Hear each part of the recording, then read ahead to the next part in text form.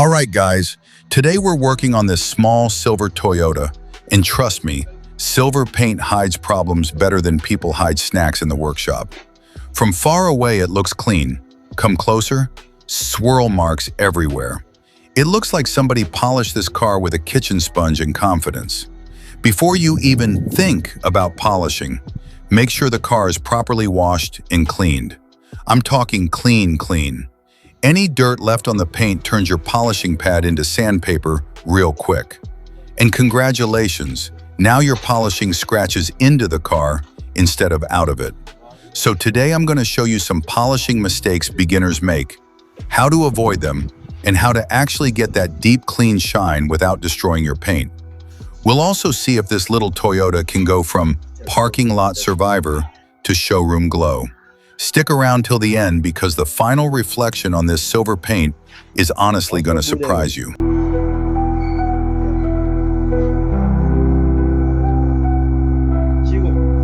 All right, so right now Joseph is applying small dots of polish directly onto the surface. Now some people like putting the polish straight onto the pad. Honestly, that also works perfectly fine. But me personally, I feel like applying it on the panel gives a little better control over where the product spreads. At the end of the day, use whatever method works best for you. Just don't use half the bottle on one panel like you're seasoning a steak. More polish does not mean more shine. Most of the time, you're just creating extra mess and giving the microfiber towel unnecessary gym work. Small dots are enough because once the machine starts spinning, the polish spreads evenly across the surface. Nice, controlled, and way easier to work with. All right, now we're finally getting into the actual polishing stage. Joseph's got the machine in hand, and this is where people usually panic for no reason.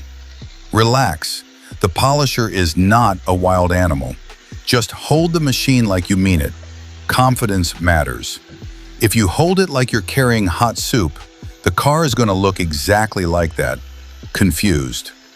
Now, one important thing when polishing, keep the pad flat on the surface.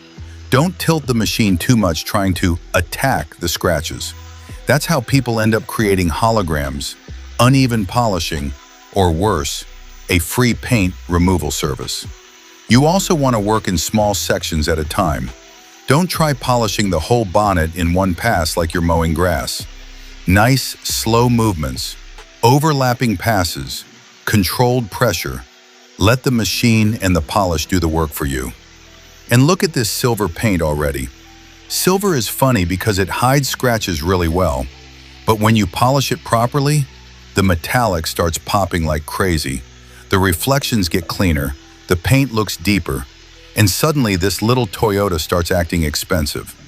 Another beginner mistake is moving the machine too fast. People do one quick swipe and then stand back expecting mirror reflections. Nah, slow down a little. Give the polish time to break down properly and actually correct the paint.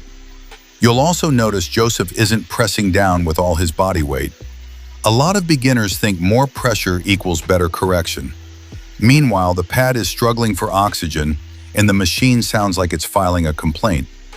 Moderate pressure is enough. Let the compound, the pad, and the machine work together. And always pay attention to your pad condition. If the pad gets too dirty or clogged up with polish residue, your cutting performance drops fast.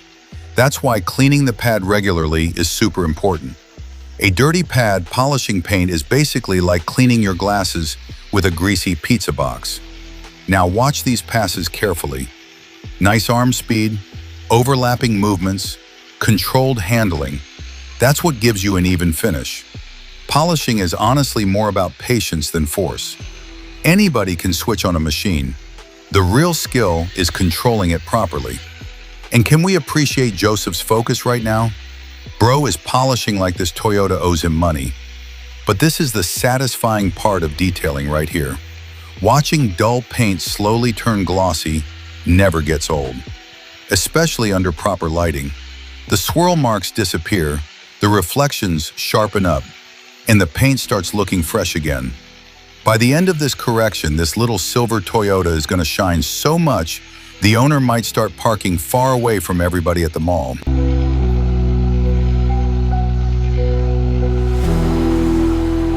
All right, first polishing pass is done, and now we're wiping off the polish residue with a clean microfiber cloth before going in again. This step might look simple, but it's actually really important. You need to remove the leftover polish properly so you can inspect the paint and see what the first pass actually corrected. Because sometimes the polish oils can hide scratches temporarily, and then people celebrate too early, like they just restored the Titanic. Now when wiping, always use a clean microfiber towel, not the mystery towel that's been sitting in the corner collecting dust, compound, and workshop trauma for 3 weeks. A dirty towel can put scratches right back into the paint, and then congratulations. You just unlocked extra work for yourself. And already you can see the difference on this silver Toyota. The paint is looking cleaner, brighter, and the metallic is starting to wake up properly. One pass alone already made a noticeable improvement. But remember that polishing is usually a process. One pass removes a lot, the next pass refines it even more, and that's how you slowly build the deep, glossy finish everybody wants. All right, so after your first polishing pass is done and you've wiped the surface clean, you want to go again and repolish the area for even better correction and a cleaner finish. That second pass is where the paint really starts leveling up. Now Joseph is going back over the panel again, and this is where patience matters. A lot of beginners stop after one pass and wonder why the paint still looks tired under sunlight. Sometimes the first pass cuts the defects, and the second pass refines the finish and boosts the gloss even more. And look at the machine movement here. Nice and controlled. No random zigzag movements like he's trying to draw Wi-Fi signals on the bonnet. Smooth overlapping passes are what help you get even correction across the panel. You also want to pay attention to your working speed. Too fast and the polish barely gets time to work. Too slow and you're basically cooking one tiny section for no reason. Find that sweet spot where the machine glides smoothly and the polish breaks down properly. Now, silver paint can be tricky because defects don't always jump out immediately like they do on black paint. But once you start correcting it properly, the gloss difference becomes super noticeable. The reflections sharpen up, the metallic flake starts popping more, and the whole car begins looking fresher and cleaner. And another thing, don't overload the pad with polish during the second pass. By now, the pad already has product in it, so you usually need less polish than before. Some people keep adding polish every 5 seconds until the pad looks like a frosted cupcake. Also notice Joseph is keeping the pad flat while moving across the surface. That's important because it keeps the correction even and helps avoid creating extra marks.